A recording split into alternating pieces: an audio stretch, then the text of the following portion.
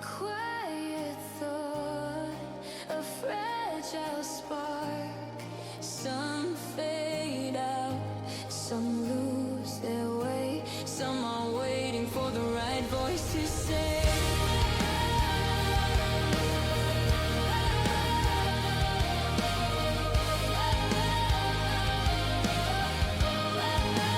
This is where the vision finds its ground, where plans take shape and purpose is found. We break it down, we build it smart, turning long shot hopes into a start, where the dream managers guiding the way from imagination to workday.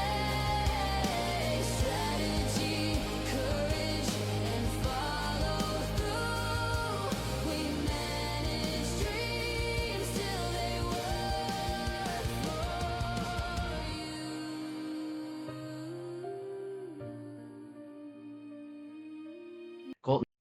Do you hear how passionate his voice is right now? By the way, we're talking about Ben just hit record. We're talking about um I'm a Goofy Goober and SpongeBob's speech right before the song because I listen to it with my kid all the time. Also, welcome. This is episode 3 of the Dream Managers, and my name is Benjamin, And I'm Ethan.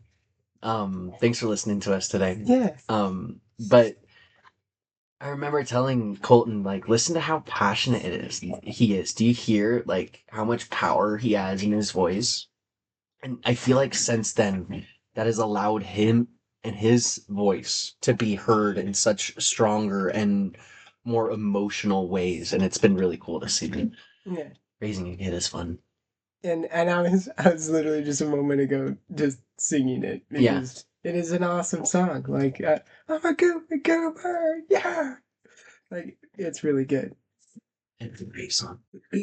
So, even though we are probably only going to have about like 10 or so minutes of space to chat here because Ethan's going to have to run off and do a few things before he's got to go to work. We figured we'd fill the space with some neat conversation, and at least in a similar fashion to where we did it in the previous episode, we got about 22 minutes or so. In the previous episode of actually having it be a little bit more structured in the way that we sort of like the episode to actually be. We're gonna start this episode off with Ethan. What is your dream? It's funny that you say that because no joke, moments ago, he and I were just taking bong rips. And I want to help my lungs. And he's heard me talk about this. I've heard myself talk about this countless amounts of times. And it's at the point where anybody just needs to execute when they're thinking of something. I heard this a couple days ago while I was probably scrolling. The best thing about getting a chore done as soon as you notice it is that it's done. Yeah. Whenever I notice that I have to clean out the shower drain because it's starting to pool up a little bit because I have so much fucking shedding air. Yeah. I do it. And then I don't have to do it. Yeah. And, it's as simple as that. and earlier when we were taking bong rips, I was coughing, and Ethan was like, "Well, are you okay?" And I like in a coughing tone was like, "No," and like I kind of genuinely meant it. Yeah. Even though it was like being a little bit fun in the moment, it also was like I was as serious as I meant it. Like, no, I wasn't really fine. I was kind of coughing up a lung, and I was like barely able to breathe. Sort of vindictive feeling almost against myself after the matter of having ingratiated and getting high. So it's like this, caught between a rock and a hard place because I still like appreciate getting high, but I don't want to damage my lungs in a way that is not good for my longevity and stuff. And going more into the mental effects too is just there's the instant gratification of smoking compared to edibles, and I feel like that's where the biggest thing is I genuinely need to practice delayed gratification a lot more. Yeah. And Dude, that's a big yeah. dream that can be applied to a lot of things in life, and My that's a big dream of mine right now too. my mom always says instant gratification, and that's exactly it. Like, you don't want instant gratification. Anything in life that is instantly gratifying is probably not good for your like long-term development, because it's making you fixate on the thing that is instantly making you feel pleasurable, whereas things that actually take a while for them to pay off are the best things to creatively pursue It's and put because you're your. being patient with it, and when you're Yep, patient, you notice all the details. yep, yep, Literally just reading about that earlier. yeah, Yeah. yeah. It is really good. So like it's just a big dream of patience with myself. Yeah, Yeah. and that's a see, when things okay, when dreams are lent to be something material, like some people's instinct answer is to be like, oh, I want to own this. Yeah. That's like not something that you can actually conceptualize in your dream and then attain by working at it through conversation with others and actually like figuring out an action plan to do it.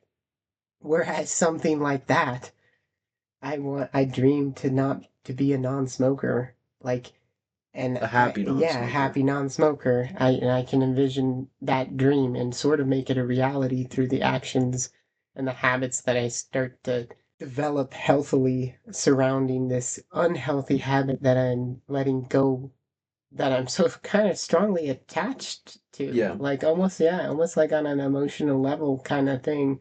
Whereas there's a lot of other things in life that you also give that level of attachment to, that if you lent your attention to those things instead, you'd build a lot stronger of a healthy attachment to the things that matter in life versus the thing that you're hanging on to, which is just like smoking weed.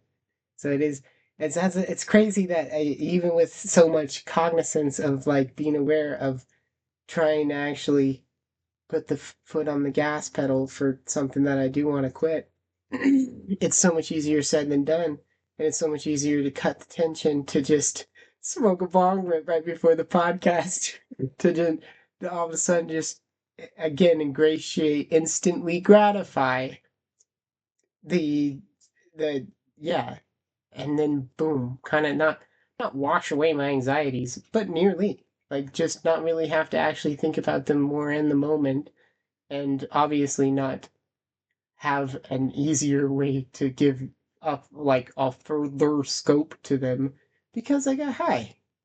I love that. Because I got high. Because I got high. Because Because I I got got high. high.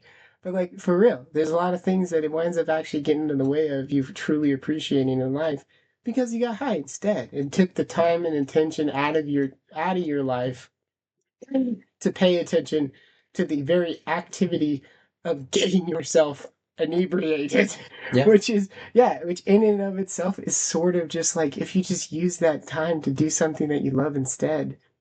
And And I do want to add like using edibles sometimes. Yes.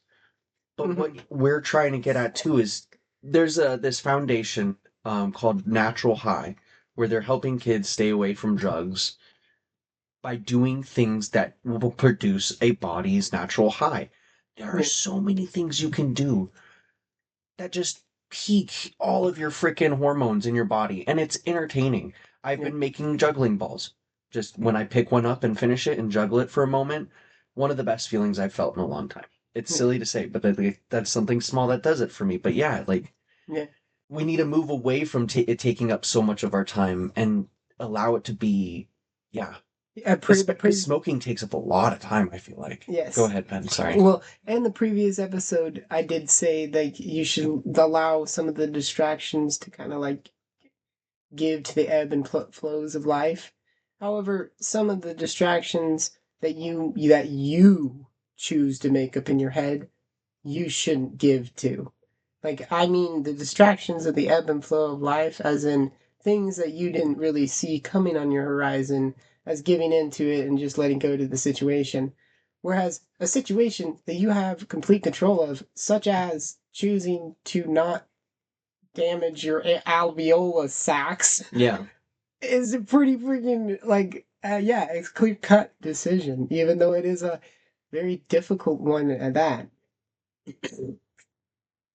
I like the way you said that because I was just at a hangout playing some card games with some friends this last Friday, and one of the guys, he hadn't smoked in like 4 years, but he was in this situation where it just happened to come on his horizon that I smoked marijuana, and I offered it to the group, and he came outside and smoked.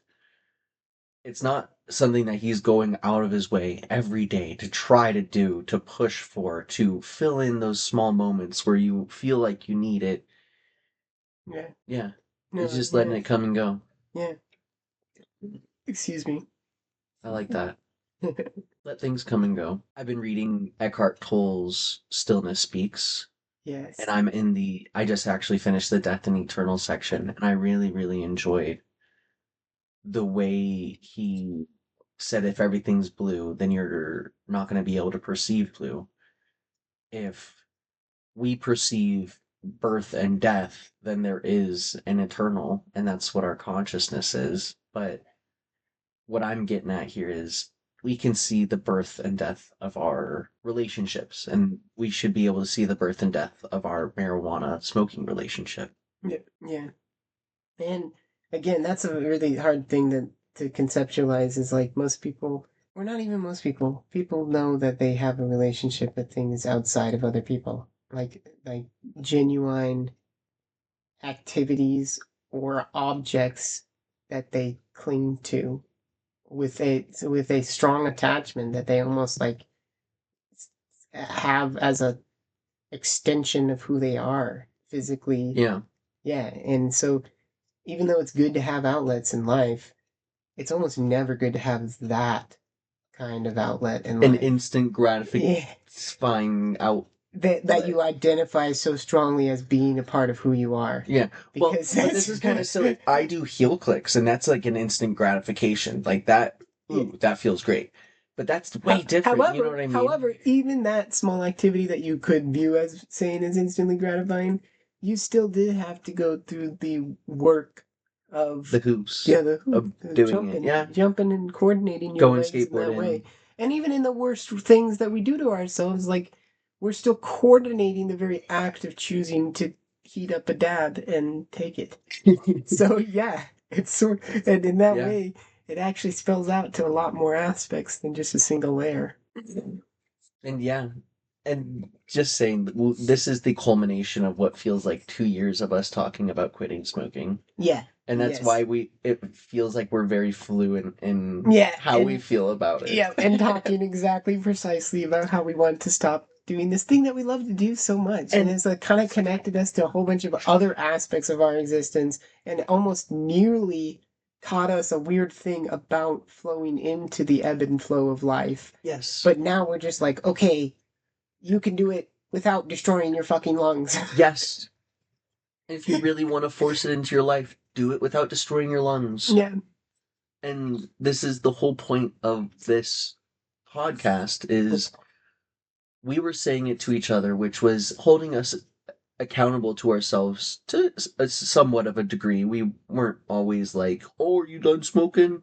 Yeah. But we would go We'd through a check couple in of with each times other. with each other of like not smoking for a while or one doing it and the other not. Yeah. I've seen a lot of people doing this on the internet lately too. One of my favorite YouTube guys right now, he doesn't have a lot of followers, but he skateboarding in his basement. That's all he's doing. He's like, I'm 30. I used to be overweight, but I started skateboarding down here, and I'm posting this to hold myself accountable to some degree, if that makes sense. That's why we're doing this. We want to help manage each other's dreams. Be there for everybody, not everybody, but everybody. Honestly, But everybody. Yeah. Because you could reach a lot of people. Especially anybody that gratiates their, I feel like I've used that word too many times already. But like Check that one off the list. Yeah, No. lends their time, like offers their time. Again, we all have such a finite amount of time here to exist. So anybody that's willing to actually share their creative 2 cents with me and reflect and like be genuine with each other is like such a grateful opportunity. Like outside of it reaching the airwaves, but obviously it reaching the airwaves is hoping to make a wider impact on the grand scheme of where everybody else can take and pick up the same things from. Because we all have our dreams and we all just need a little nudge. We need each other to actually have us nudge us in the right direction for us to realize that it's totally possible for us to achieve our dreams. It's not it's not just all in our imagination. We have the capacity as agents of change to bring it down and manifest it and kind of like bring it to reality and stuff. Yeah, And I then, really like that. and yeah, and you're totally right, dude. That's what this podcast is here to do, is to just do that this time and time. Because no matter what, even if it's the same people that we similarly have on time and again, it will be check-ins with those people with what it is that they said previously on. Yeah. Yeah, And if to you're actually sticking hold them about accountable. witnessing this, you could easily do that to the people you You love. love. We're When I- all each other's dream Yes. managers. When I was listening to Ben read the Dream Managers, I forget who it's by. Matthew Kelly. Matthew Kelly. I fell out of practice of it, but I started asking people. I asked my kid. He gave me the best answer ever, and this is why you should ask people. I asked my kid, and I was like, what's your dream right now, Colton? And he was like, well, what do you mean by that? I was like, well, what do you want to happen? He was like, can we just have pancakes in the morning? I was like, boom, yeah, I can solve that for you easily by morning. And we'll have fucking pancakes. And we'll have pancakes. You'll help me because it's a part of your dream, and I'm not going to do it all for you. Yeah. Yeah, and you But help yes. literally realize this kid's dream and help him conceptualize the fact that if he just articulates his dream aloud, says, I want to make pancakes.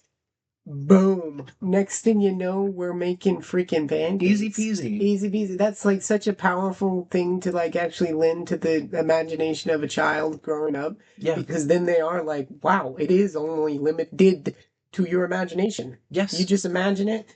You say, I want to do this. Yeah. And it happens. I swear, I'm starting a nonprofit, Kind of Friends.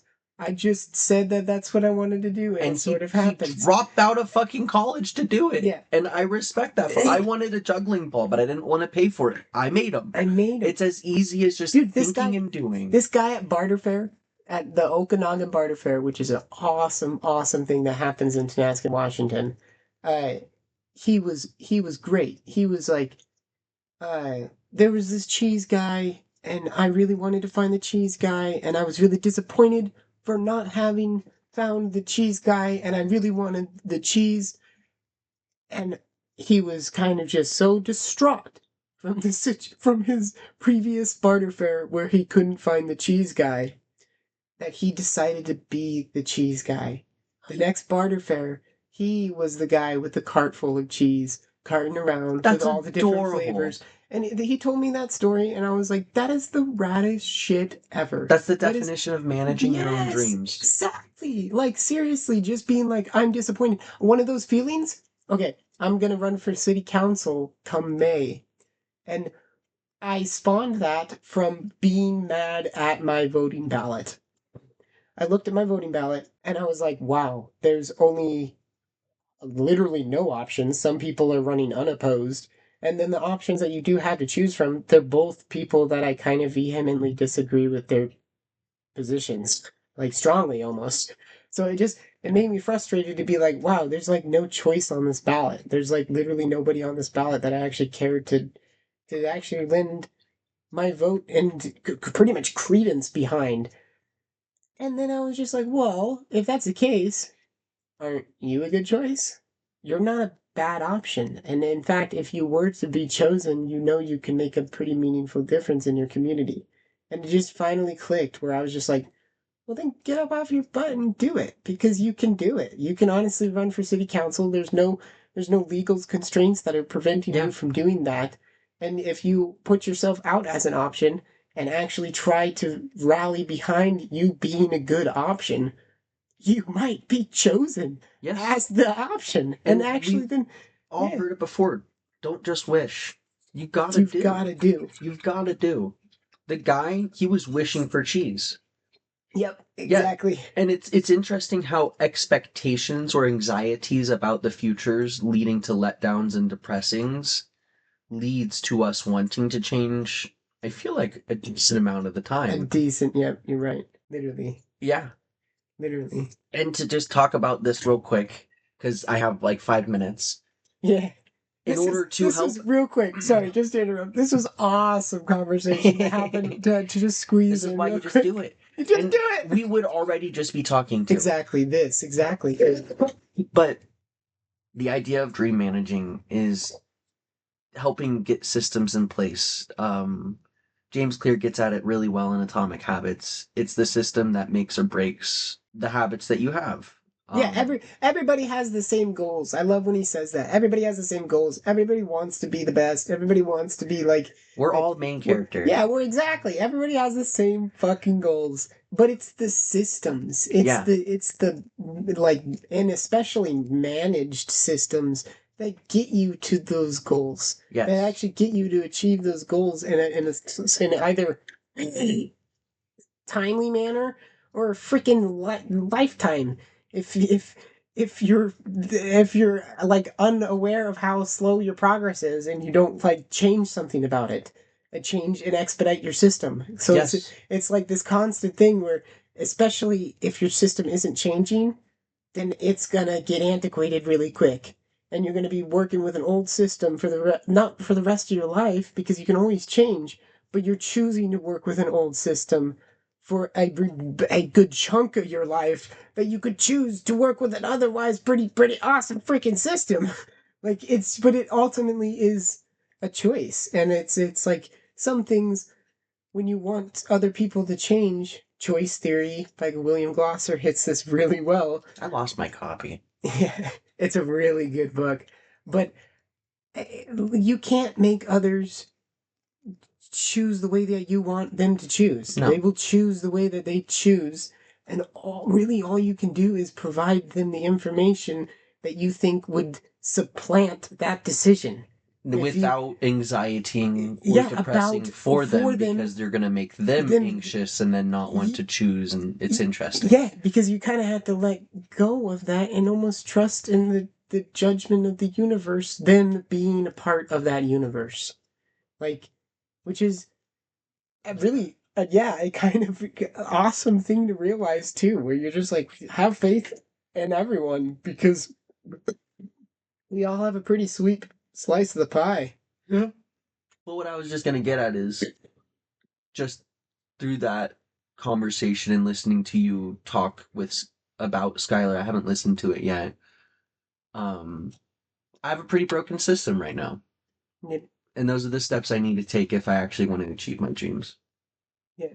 Yeah. But I want to again reiterate, and it's that healthy to acknowledge it's healthy to acknowledge that and realize that no matter what, your system always needs to change. Yeah, because I'd still say I have a wonderful system Yes, too, because I have exactly. such an amazing support group. Yep. But there are personal choices that I'm making that are just fucking. I stayed up way too late last night. I'm EP. Yes.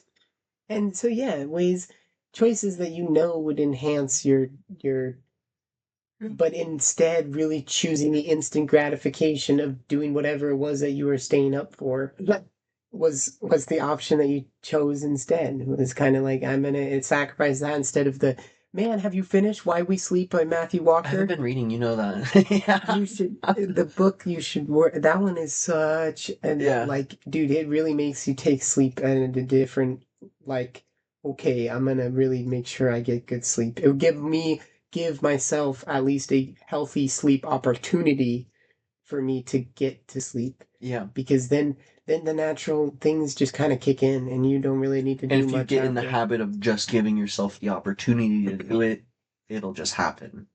Yeah. If you give yourself the opportunity to run, you'll run. Yeah. Eventually. Yeah. Well, this was awesome. Yeah. Yeah. There's the tick.